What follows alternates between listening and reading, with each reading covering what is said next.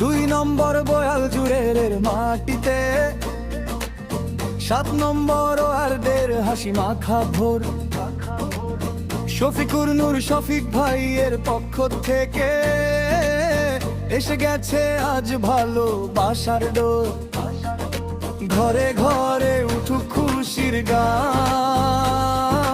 মনে থাকুক মিলনের সুর, সবার মুখে থাকুক মিষ্টি হাসি, সবার ঘরে থাকুক শান্তির আলো।